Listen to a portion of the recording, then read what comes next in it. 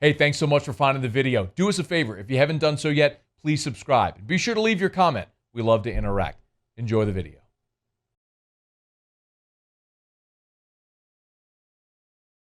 I'm bored this week. I don't know what to talk about. Oh, God, Mike. Hey, man. Come on, you got to lighten up the moment. I know. You had your moment. Come on, you got to give me my chance to play with the piranha.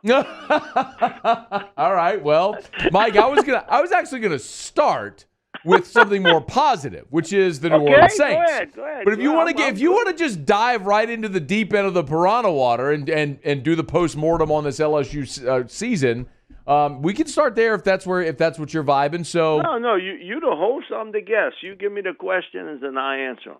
I want you to talk about the piranha water. Yeah, well, Matt, listen, I'll be sort of repeating myself, what I've said the last month and a half. Because I've been in other businesses other than the sports world, and how you handle success in life. Everybody want to fling me that, oh, man, you find out about somebody's character and what they know and what they can do by hard times. Man, come on, we've had a lot more disappointments than we've had good times. Well, at least we remember them that way, right? Yeah. You remember those disappointments a lot more than you remember the good times because you kind of gloss over it a little bit. But I think the most successful people in life can flip the page. And it's you might think it's easy when you have some measure of success. Listen, we're in a business where we've seen people that either we know very well or have had more than a little bit of a taste of success. And what does it do to them, Matt? It changes most of them. You're right. Right? You're right. You don't think correctly. You got to be able to handle that extremely well. And it's a lot more difficult than you might think. There's a reason why 77% of Powerball winners are broke after 36 months. Mike, you say it every year around draft time. NFL teams want to know what happens when the guys get paid. And you write about it. It changes the landscape of everything.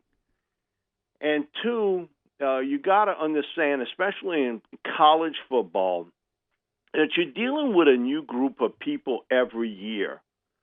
And in the pros, yes, you do have coming and going, but there's a core of players that stay with every team.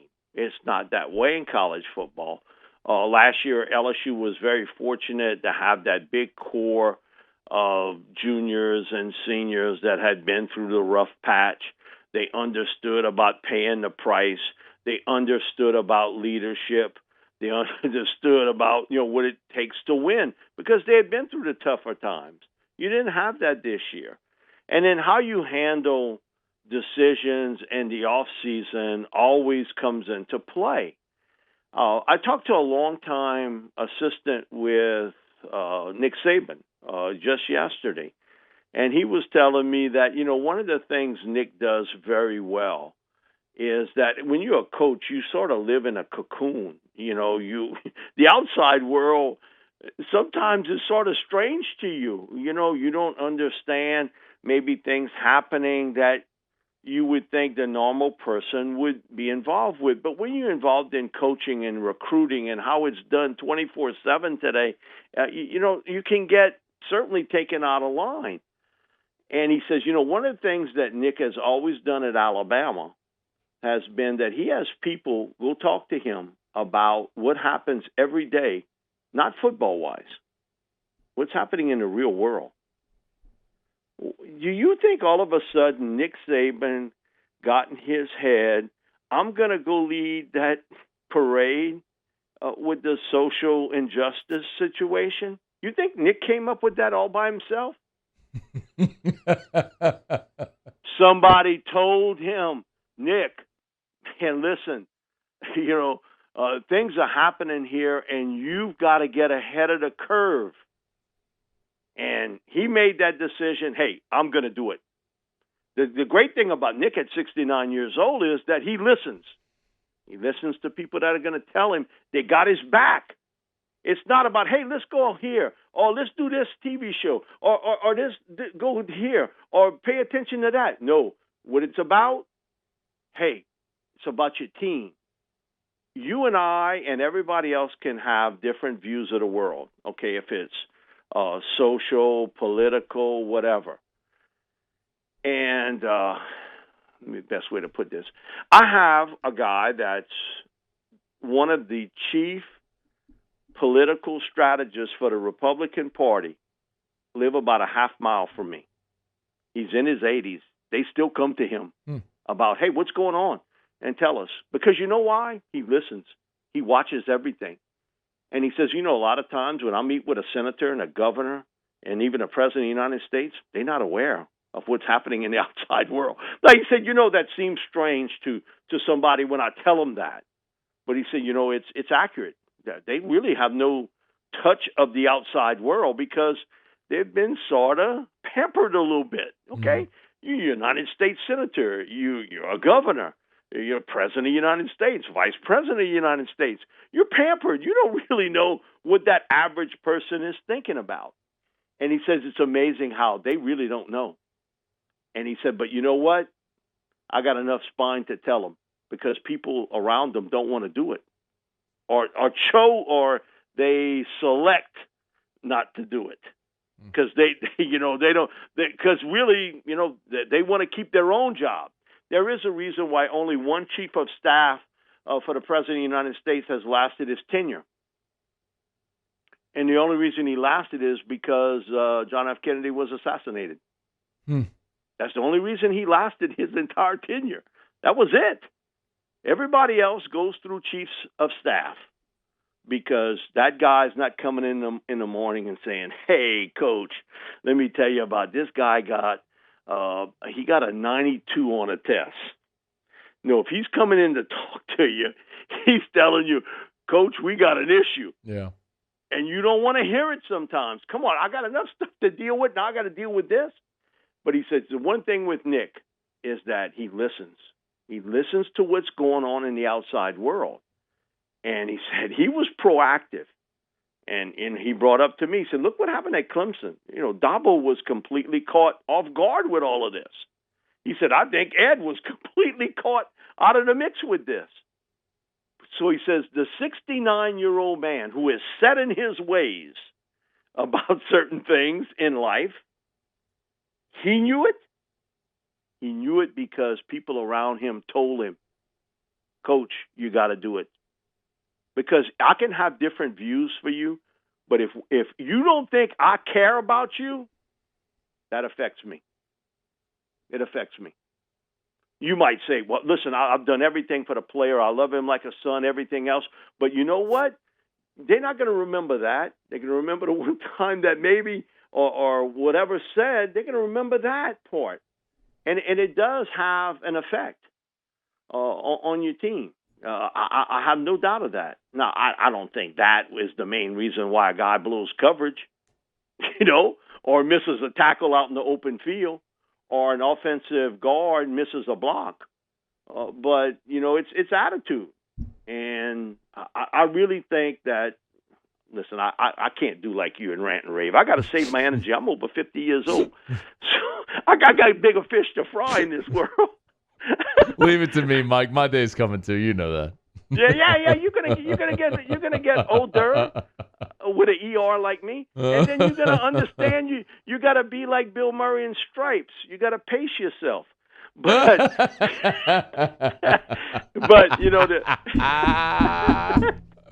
Mike, with this Italian blood, man, I only know one way, brother, and you know that. I tell them all the time when I come in here, I'm not trying to yell.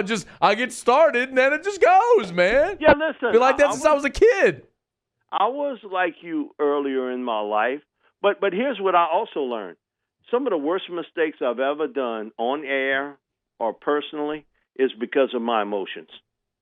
I lost, sort of, say, my emotions and my better thinking. And I think for most people out there, they feel the same way. And somebody might have agreed with what I said at that time, but when I think about it, I probably shouldn't have. And I should have said it a different way. And man, a lot of times I sort of over-critique myself. They ask me to go talk in front of young broadcasters and stuff like that in different places. And I think about when I'm on my way back, maybe I should have said this instead of that. Because you get that glare, almost like you hypnotizing them. You know, they give you that glare, like you done put them in a trance. Now they laugh at stuff you tell them, but it's almost like you put them in a trance. When you tell them stuff that's happened to you and they're 20 years old, they haven't experienced that. So I always go back to this. It doesn't matter what business you in. That ability to handle success and the decisions you make after success is the real key. And this doesn't fall on the LSU president. This doesn't fall on the LSU athletic director. This is in Ed's court, because he's the only one who can fix it. You can say, well, change is coming, and there's going to be forced change.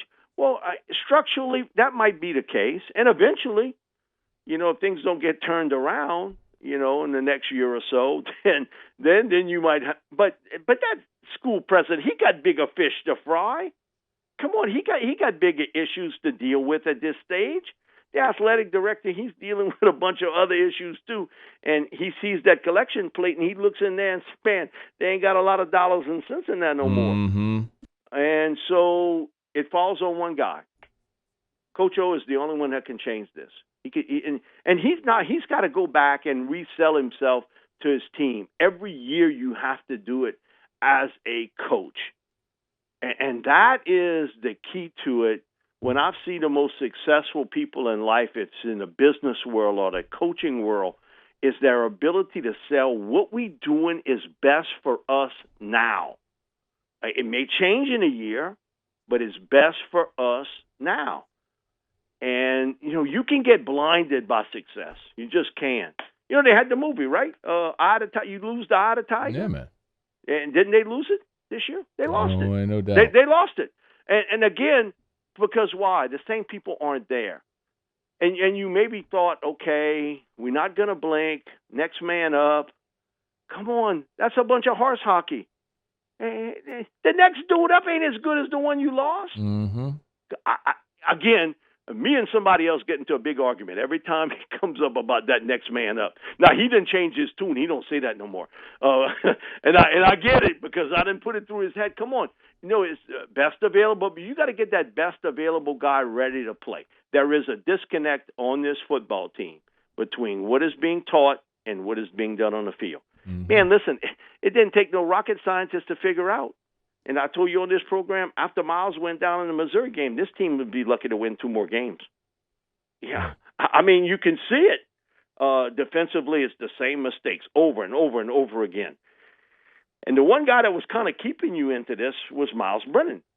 Okay, and TJ's had his moments, and Max has had his moments, but you're not fixing that offensive line. It is what it is. That comes to a point, 3 games, 4 games into a season. Come on, Matt. You're not going to change your identity. You are who you are. That's not going to change overnight because that identity was set in the off season. Yeah. And so however you want to put it, and listen, I don't disagree with what you said. And, you being an LSU guy, I get it. I didn't go to LSU, but, I got a guy or two I know over there. And listen, I want him to succeed, but also he knows that I'm not going to sugarcoat it about what I think is wrong. Now, he didn't come to me for advice. He didn't have to. But it's obvious that the disconnect started the moment they won the national championship. Because that's when the next season started for you. And you have to be able to handle success. And sometimes you lose it. You don't see it in yourself, but you lose that hunger and that drive, and you kind of making bad decisions here and there about certain deals with the program. And it's distracting. Now, you can't compare yourself to Alabama. There's only going to be one like Nick. And so but there's only one guy that can solve this, and that's Ed Ogeron. He's the only guy that can do it now, because that Superman's not coming in and save the day for you. Okay? It's Ed. He's got to be the guy. Because, again, forever you might think about LSU's president and Scott and whatever they do, come on. When they signed him to that contract, they gave him the keys to the car. Yeah. Are the Saints the best team in the NFL? I'd say they're certainly the best team in the NFC. So you still have them behind KC, I would guess. Well, because I don't think you got to have the greatest defense to win a championship. Yeah. Kansas City proved that last year. That defense wasn't, it was middle of the road. But, man, listen, you can make a pretty strong argument they're the best team in the NFL. But I'll say they're the best team in the NFC because, in the Sean Payton time frame, this is the best defense he's ever had. And that I'll argue till you can't argue no more. Okay, Mike, let me elaborate a little bit. Why better than, say, 2018? Were they better than that 2018 defense? Yeah, they were. That 2018 defense didn't go 5 games and give up 2 touchdowns. Come on, this is the modern NFL. It's made for you to score touchdowns. They love it. They won't admit it, but gambling and fantasy football, get their cookies off in the league offices. Come on, they got people's eyes watching all of that. Trademark the tape. Oh yeah, well that one I know it's going to be on. But there is some reality to that. That when you look at that, going a 5-game stretch, and okay, 1 game. If you want to throw out the Denver game, so be it. But what happened to Tampa Bay? What happened in that game? Yep. Aren't they loaded with superstars? Yeah. That's what I've been told by everybody. All these national guys I see, that they are a superstar team. What happened there? They got 3 points. The same amount of points as the Broncos did with a guy who ain't played quarterback since 2018 at Wake Forest, and he was a backup. So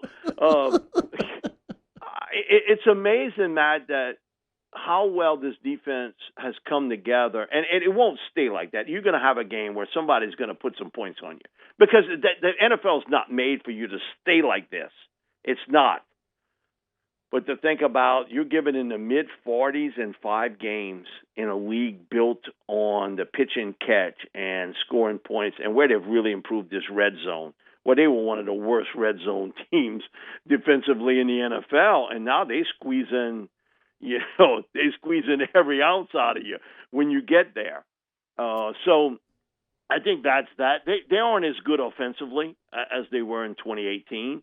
Drew was a younger player back then, and Taysom's played well in his spots. Now, he's been spotty, but come on, all of us knew that would happen. He gets streaky as a passer, but he's still, for the NFL as a quarterback, still, there's a lot of chapters to be written here. We know what he can do well as a runner, power runner. He's got great speed, but man, he made like 4 or 5 consecutive third down throws that were impressive. Tight window throws in traffic, and he hit them. I mean, bang. And that was impressive to me. Now, he makes a couple throws, you say, oh, goodness gracious. But, for the most part, man, he's really done well. He's done better than I thought he would, and I think better than anybody else thought he would either.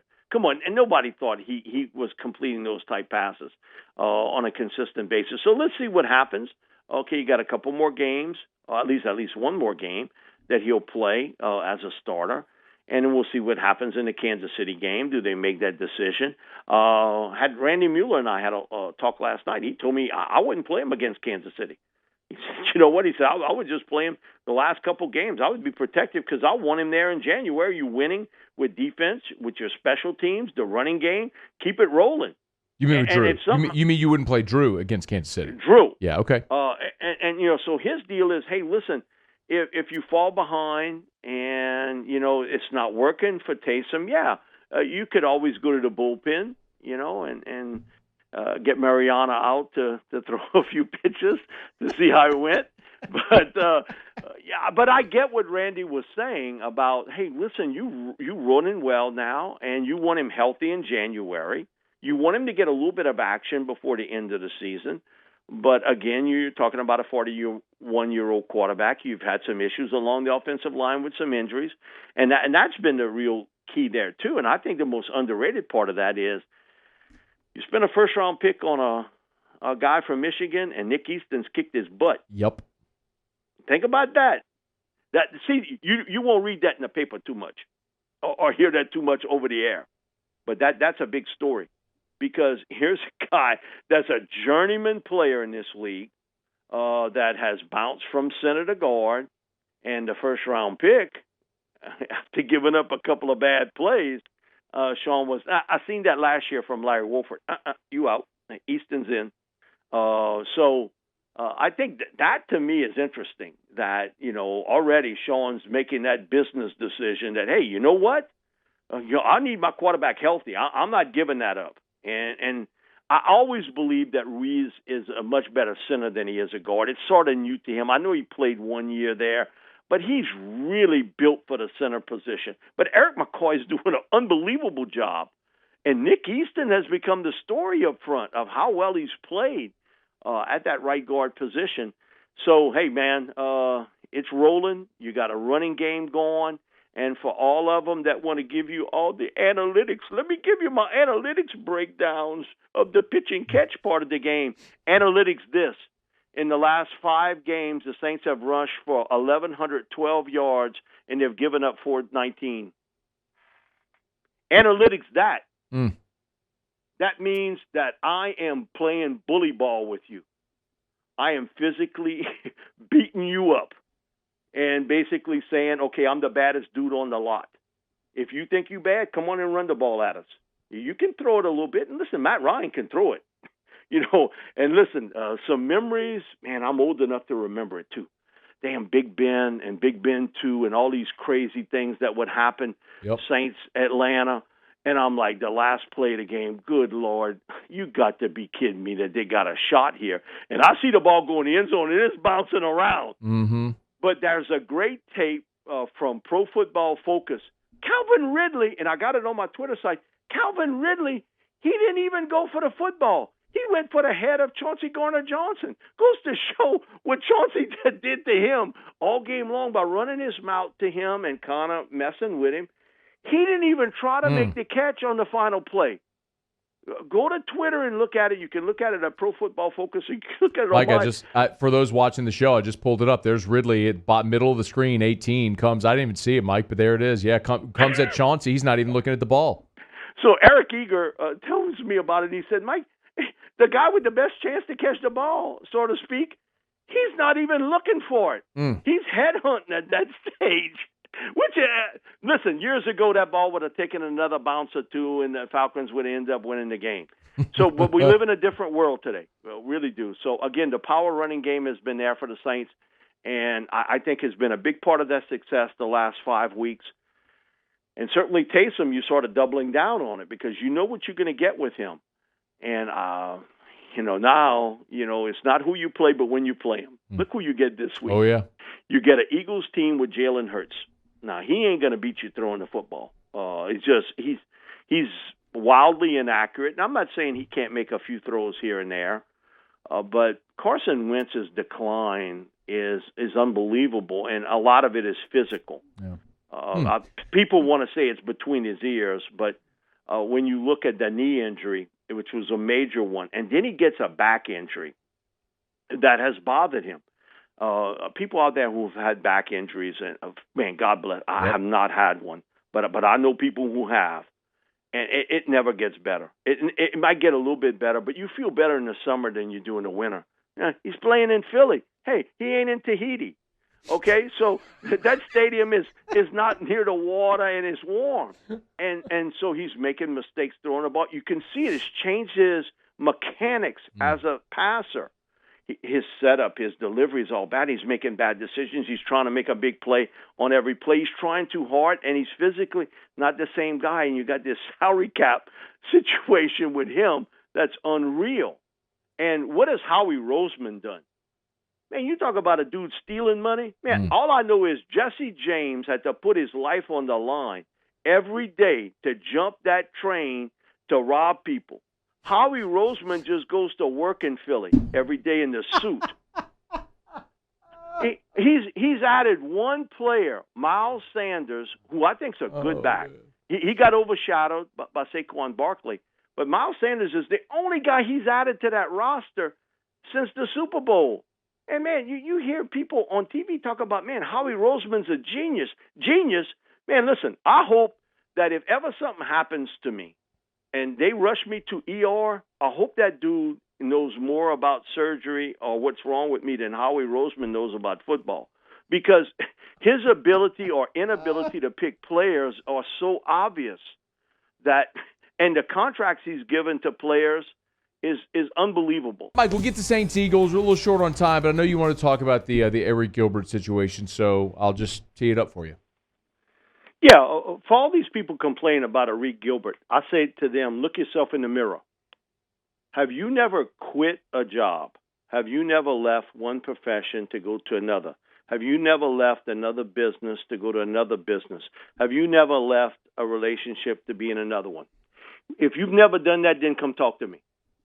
We're talking about an 18-year-old guy here, okay? If he decides to leave LSU, which I think he most likely will, okay, that's his choice.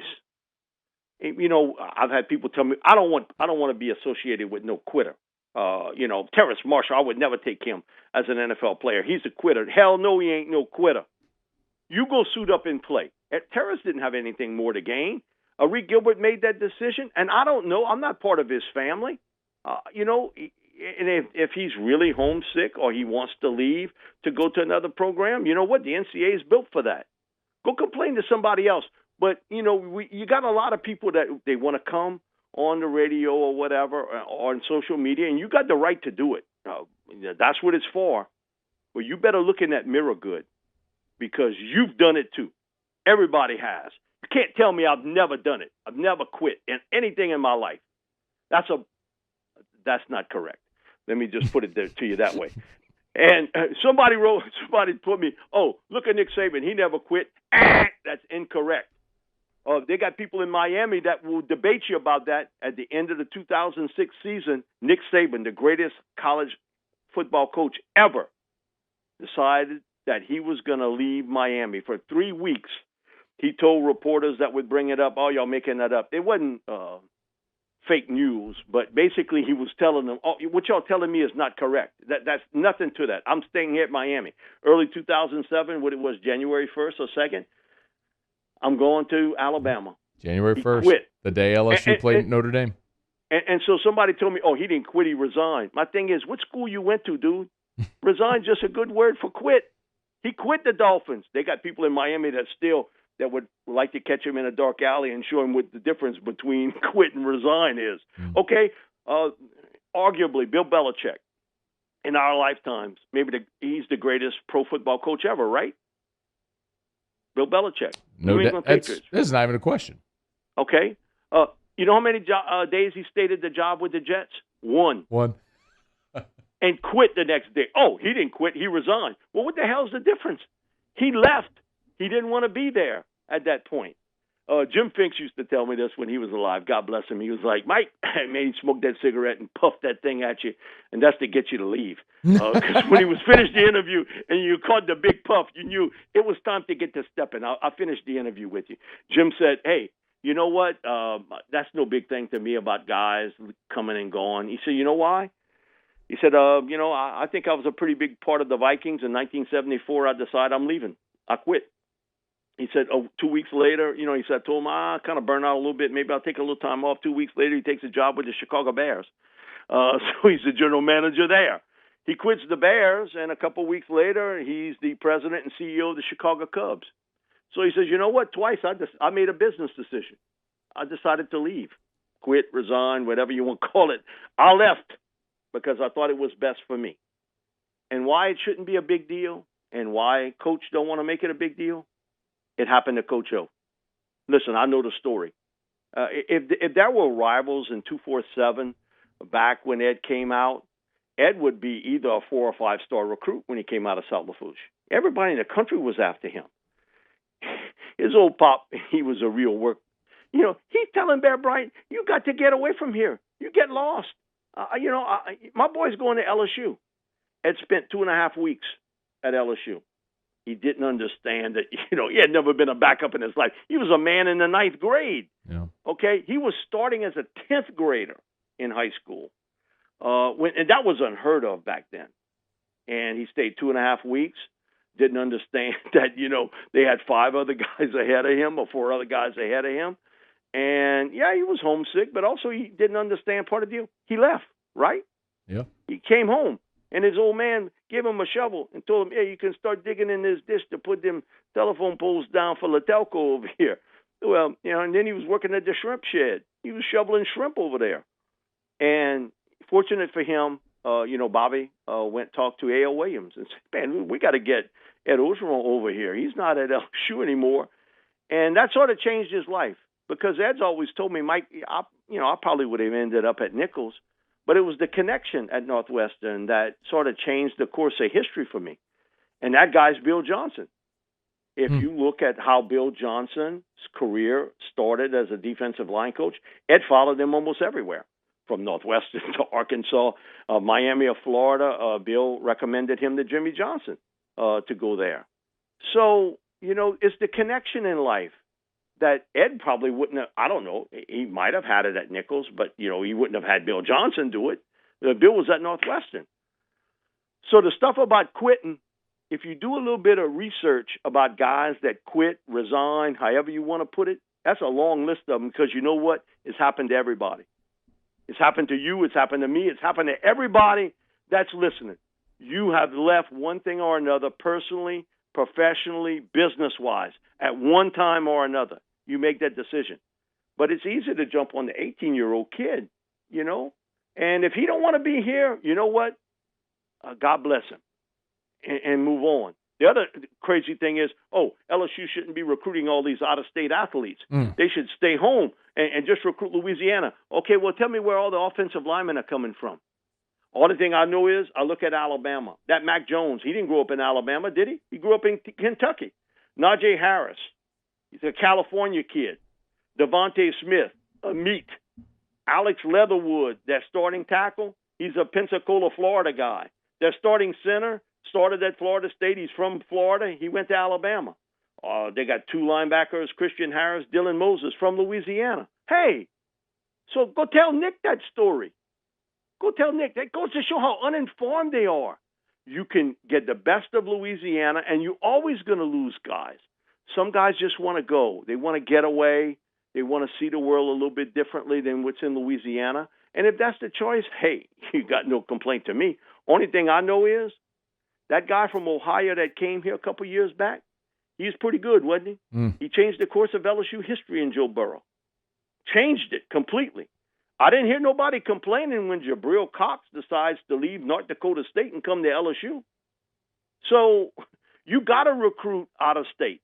You got to be a national team because if you look at the rosters of Georgia and Alabama and Ohio State and Clemson, look at the commitments. If you get a chance, go look at the commitments that these schools have today leading up to next week and how many of them are in-state guys. The majority of those top teams are recruiting out-of-state players.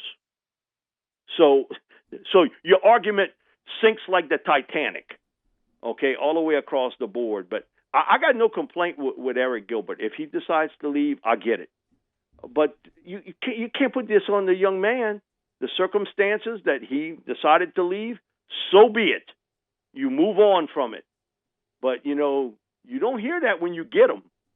Okay? No. You don't hear that when you get the out-of-state kids. And I would go after the best tight end or the best receiving prospect in the country, too, and hope that, things work out here. It apparently didn't for whatever reasons. But, man, that bothers me, though, Matt. I'll be honest with you. Because you criticizing a young man at that age and you saying he's a quitter. You a quitter because you've done it. Everybody listening has done it one time or another, personally, professionally, business-wise. You've left a situation. So don't come here holier than thou. You can thump that thing all you want, but you be wrong. Saints, Eagles, Sunday in Philly, how does it go? I'm going to go 30-13 Saints. Okay, big. All right. Man, I hope it's a rocking chair game like that. You want to give a pick on LSU, Florida? I'm going to go 38-20 Florida. All right.